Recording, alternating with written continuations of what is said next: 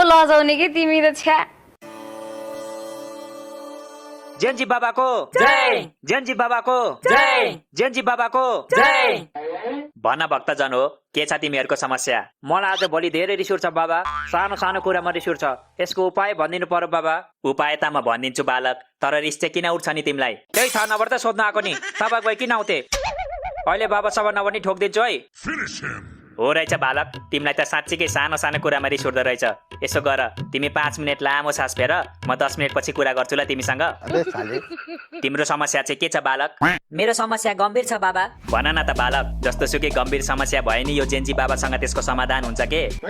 तपाईले जस्तो सुकै समस्याको पनि समाधान गर्न सक्नुहुन्छ? अफकोर्स बालक, त्यही भएर त म जेन्जी बाबा हो नि। ल त्यसो भए हिजो मेरो 1000 रुपियाँ हराएको थियो, कसले चोर्यो भन्नु त ल? चोरले चोर्यो नि बालक, अरू कसले चोर्छ र?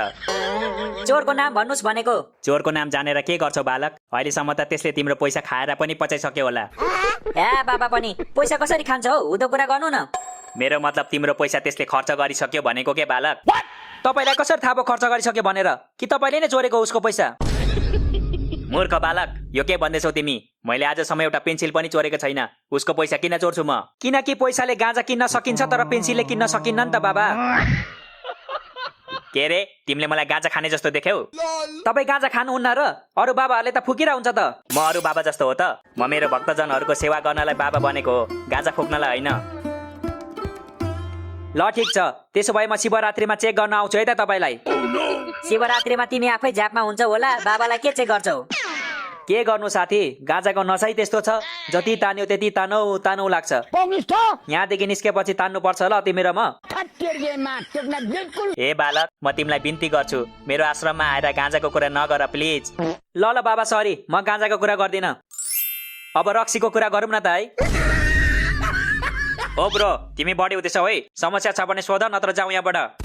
समस्या त छ नि ब्रो, तर अहिले सोध्दिन, एकछिनमा सोध्छु। अब म सोध्छु त्यसो भए। सोध बालिके, जे सोध्नु मन छ सोध। सोध्नु मन त छ बाबा, तर लाज लागिरहेछ। लजाउनु पर्दैन बालिके, साथी सम्झेर सोध। साथी? यस्तो बुढो बाबालाई कसरी साथी सम्झिनु?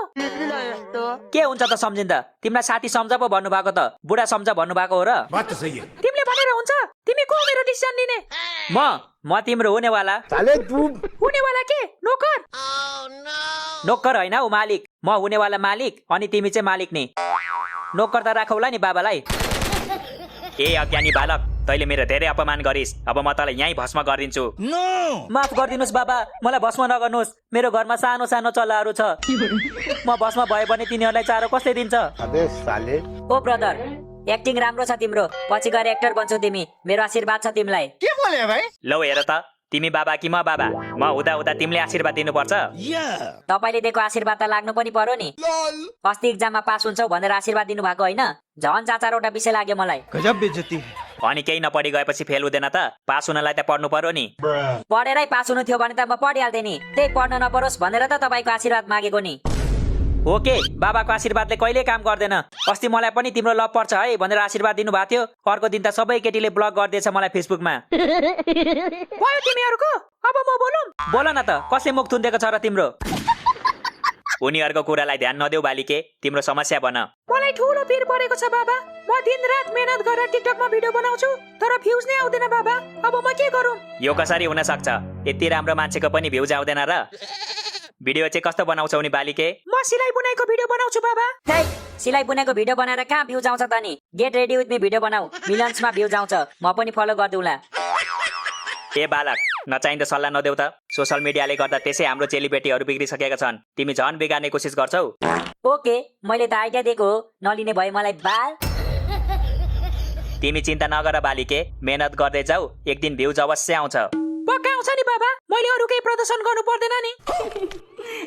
आउँछ बालिके आउँछ, मेहनत गर, तिमीले फल अवश्य पाउँछौ। जा अब एउटा फलको लागि कसले मेहनत गर्छ हौ? दोकानबाट किनेर ल्याउने नि।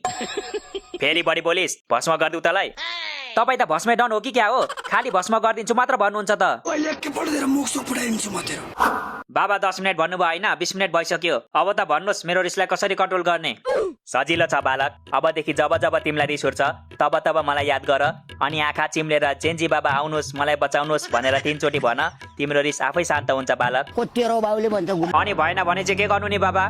किन हुँदैन अवश्य हुन्छ मेरो नाम जपेरै अस्ति एकजनाको बच्चा भएको छ के सोचेको तिमीले नाम जपेर बच्चा कुन टेक्नोलोजी हो यो नेपालमा बनेको टेक्नोलोजी हो अरू कतै पाइँदैन नाम जपेर पनि बच्चा हुन्छ र बाबा हुन्छ नि बालिके तर अरूको होइन मेरो नाम जप्नु पर्छ अनि मात्र हुन्छ किन सोधेको तिमीलाई पनि बच्चा चाहियो भने भन है मलाई पनि चाहिएको छ कस्तो पागल मान्छे हौ म आफै बच्चा छु मलाई बच्चा किन चाहियो अच्छा बच्चा रे हेर्दा त दुईटा छोराछोरीको आमा जस्तो देखिन्छ त ओ ब्रो तिमी यहाँ जिस्किनु आएको मान्छे यहाँ समस्या लिएर आउँछ तिमीलाई जिस्किनु लाज लाग्दैन चिल ब्रो चिल एक बारको जिन्दगीमा घरिघरि जिस्किँदा के हुन्छ त घरिघरि होइन तिमी अघिदेखि जिस्किरहेछौ तिम्रो पो समस्या छैन होला हाम्रो त छ नि के बोले भाइ मेरो समस्या छैन रे मेरो समस्या सुन्यो भने त तिमी उफ्रेर बाबाको काखमा पुग्छौ के हो त्यस्तो समस्या सुनाउन त लु तिमीलाई किन सुनाउनु म बाबालाई सुनाउँछु नि भयो बालक नसुनाऊ तिम्रो समस्या सुनेर उल्टै मलाई समस्या हुन्छ जस्तो छ त्यस्तो भनेर कहाँ हुन्छ बाबा भएपछि भक्तजनको समस्या त सुन्नु परिहाल्यो नि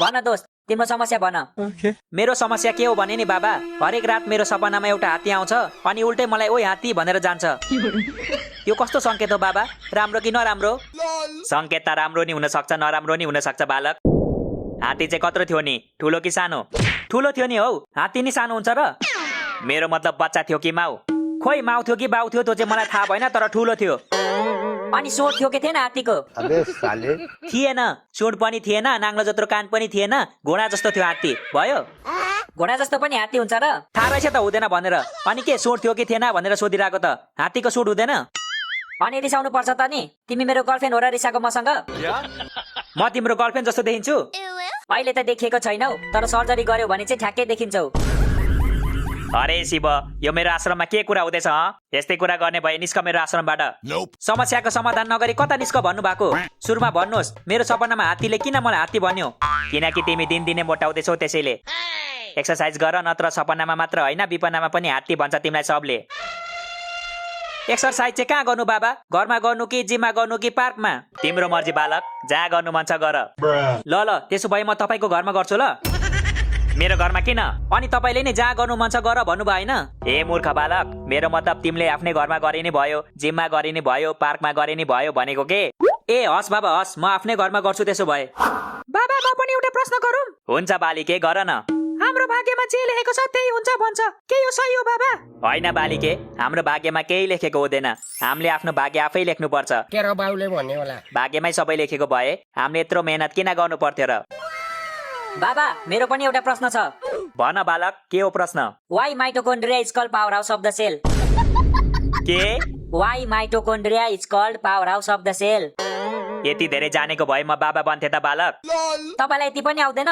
यो त 7 क्लासकै बच्चाले भनिदिन्छ हौ बाबालाई के थाहा बाबा त नर्सरीमै रेस्टिकेट हुनु भएको थाहा छैन तिमीलाई नर्सरीमा चाहिँ कसरी रेस्टिकेट हुन्छ हौ के जे पाइते बोलेर जे पाइते होइन साँच्चै हो नर्सरी पढ्दा मिसले एम भन भन्दा बाबाले ओम भन्नुभयो रे त्यसैले निकाल्दै गरे के बाबालाई भनेपछि बाबा त बच्चैदेखि आध्यात्मिक हुनुहुँदो रहेछ है के को बच्चादेखि बाबा त जन्मिनु अघि नै आध्यात्मिक हुनुहुन्थ्यो नि जन्मिनु अघि चाहिँ कसरी थाहा हुन्छ हौ बाबा के मम्मीको पेटभित्र तपस्या गरेर बस्नुहुन्थ्यो र त्यो त मलाई के थाहा त्यो त बाबालाई सोध्नु पर्छ नि के यो कुरा साँचो हो बाबा चुप्लाक अहिले तिमीहरू दुईजनालाई यहीँ गायब गरिदिन्छु है म साँच्चै बाबा ल छिटो गायब गरिदिनु त अनि हामी ब्याङ्क लुट्न जान्छौँ यस्तो साइकोहरूलाई किन बोलाउनुहुन्छ क्या बाबा आश्रममा तपाईँको नाम मात्र खराब गर्छ यिनीहरूले ब्रदर साइको चाहिँ नबना ल चिन्या छ म को हो चिने छैन के गर्छौ चिन्या छैन लु आउन त चिन्जान गरौँ माइसेल्फ भन्छ काले अनि तिमी ए नादान बालक जिस्केर जिन्दगी चल्दैन त तिमी कहिले सिरियस हुने म सिरियस भइसकेको छु बाबा